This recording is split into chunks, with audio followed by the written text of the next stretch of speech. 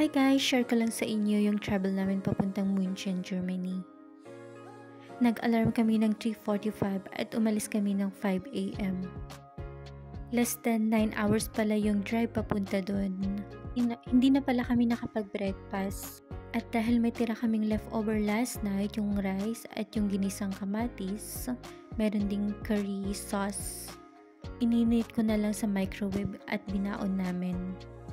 Dahil nagmamadali na nga kami at nakalimutan ko na din palang magdala ng coffee. At may dala pala kaming mga unan at kumot. Dahil minsan, inaantok kami sa daan. Mag-i-stop over muna kami para magpahinga at konting idlip. May dala pala kaming cooler at doon namin nilalagay yung mga drinks namin.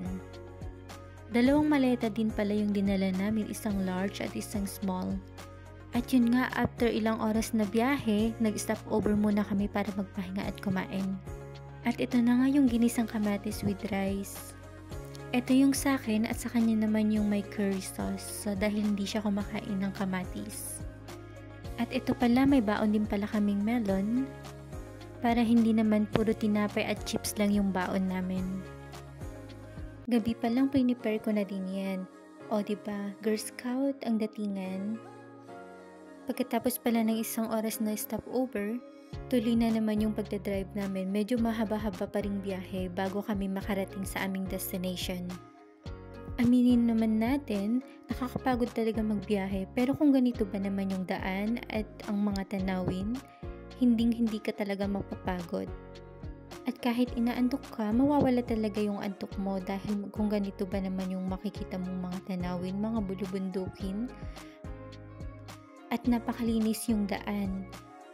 Dito pala sa Germany, meron silang freeway o autobahn na pwede kang mag-drive na walang speed limit.